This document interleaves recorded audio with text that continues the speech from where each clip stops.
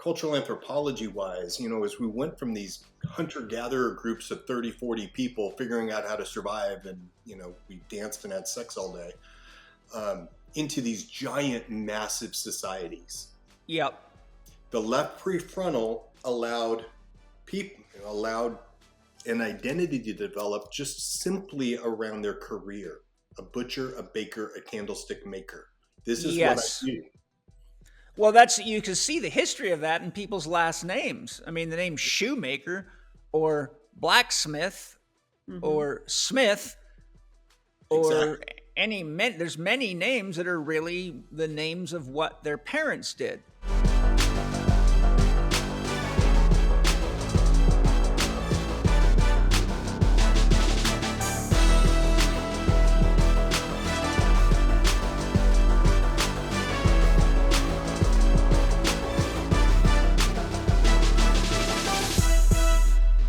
Every driven person I've worked with, and it's been quite a few over the last 30 years, the one thing that we are craving the most is freedom. Yeah. And it is knowing, I couldn't believe the rest of the third grade class could tolerate being trapped in this bullshit. Yeah, neither could I. And so I think, driven and talking about, soul, and I'm hesitant to say it, but I'll say it anyway. I think there's a good chunk of the population that doesn't have very much soul awareness. Oh, that's damn true. That's partly what I'm trying to create with all my podcasts and all of my teachings. The entire institute is really ultimately a vehicle to bring you into soul awareness, but you've got to do through people's bodies first, because if you try to do it any other way, it's too ethereal for them. It's like talking about God. All you can do is lean to books until you have your own experiences. So, yeah, you're right. But there's the other end of the continuum too. People that are so hyper aware of their soul. Yeah. We walk around in a disassociated fugue all the time and kind of walking on a bliss cloud, and you're never attached to reality. Yeah, I call those airheads. And that is, and I meet a lot of driven people that go down the yogi path and, oh my God, they're going to go to an ashram and really go dive deep into this, but they're going in the wrong direction, as you say. I mean, they're trying to escape, they're trying to transcend, so to speak, this mundane experience we're having here. Yeah, I don't think that works. That's like trying to transcend your garden. It'll just be full of weeds and you'll have nothing to eat. Mm-hmm. Exactly. So it's having this freedom-loving, acutely aware soul of mine that almost killed me. Yes. I think mine kept me alive. There was always something inside of me that allowed me to face danger and severe threats and not back down, which carried me through my martial arts and boxing career and motocross racing and parachute jumping and being a paratrooper in the military. I always could look the devil in the eye, so to speak. So I think that's the soul. My brother, who killed himself, also was ruthless when it comes to facing danger, and also was hell-bent for freedom with all cost. The difference between him and I is he always spent all his energy trying to figure out how to get out of getting a job done, and I just said, you're wasting time. Dad's just going to beat the hell out of you. Why don't you just get it done and we can get out of here? And so he was such a rebel that he had to fight to get his way. But you long story made short, an 8, 9, 10, 11, 12-year-old fighting a 6'4", 220 pound ex-professional rodeo rider doesn't go very far. So my point is, there you see the difference in souls. I was oriented towards what is the path of least resistance to give me the most freedom.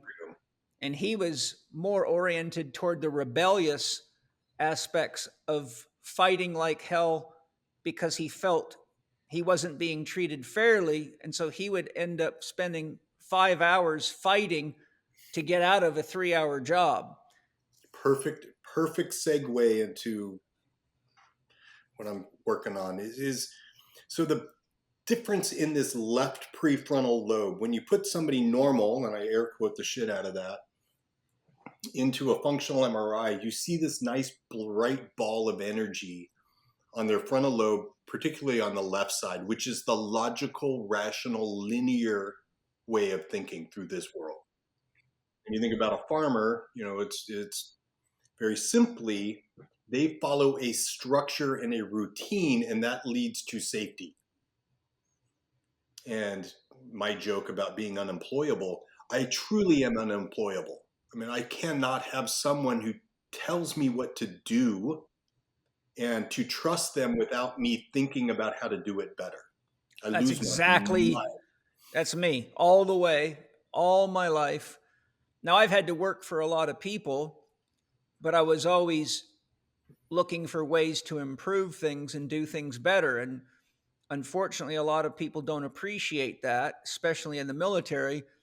So, I'm harmonizing with you in the sense that when I got out of the military, my chief objective was to never have to be told what to do by anybody. So I knew I had to create my own path, my own business, my own life, because I found most people just have such poor creative thinking and constructive thinking abilities. I'll give you a perfect example of the kind of stuff that drives me right fucking loopy. Sorry if you got kids listening. I've gone to coffee shops all over the world trying to get a properly made espresso. And they'll always not pack it right, or leave the machine dirty, or get the grind wrong. And you'll get what I call Brazilian tea or cattle pee. And then I'll sit there and say, look, this is how you make an espresso. I've studied it. I have 6 espresso machines. I know how to do it.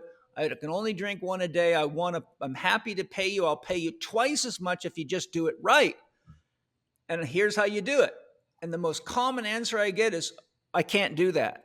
I go, why not? You got a machine, you got a grinder. I'll show you how to adjust the grinder and adjust the machine. You'll make the best espresso. You'll sell more and people will be happier. Oh, I can't do that. This is what my boss told me I have to do. I said, but your boss's job is to sell espresso, and I'm trying to buy it off you, and I want a real one. I don't want some kind of garbage. You cannot get these people to think or to have esprit de corps or to want to do something better. They just want to be told what to do, not think, follow routine, and be sheep. And that drives me crazy, the result of which I had 6 espresso machines littered all over the world so I didn't have to go to espresso shops. And I will say it to you like I've said to every other driven person. It is a farmer's world, my friend. This is not our world. Yeah, to be fair to farmers, though, farmers can be very intelligent people. I grew up on Vancouver Island. Yeah, and I don't mean it literally. I mean domesticatability is another way to say it. Yeah. Some people are incredibly easily domesticated. Yes. Yeah. Where I am, as my wife will attest to, I should have been beaten more as a kid.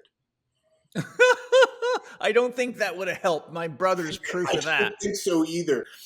But it is this, we are different. And that is the message I really want to get out to the world. And the biggest part of this left prefrontal thing is our identity. And so as the cultural anthropology wise, as we went from these hunter-gatherer groups of 30, 40 people figuring out how to survive and, we danced and had sex all day, into these giant, massive societies. Yep. The left prefrontal allowed an identity to develop just simply around their career. A butcher, a baker, a candlestick maker. This is what I do. Well, you can see the history of that in people's last names. I mean, the name shoemaker or blacksmith or Smith or there's many names that are really the names of what their parents did. And that simple identity isn't questioned by a massive frontal lobe that is trying to figure everything out. No. They just simply accept it and go along. And it is their world. And the Navy SEAL saying that there's three kinds of people in this world. Most are sheep, but then there's wolves preying on the sheep, and also shepherds here to protect the sheep. Yes. Well, that's a good way to put it.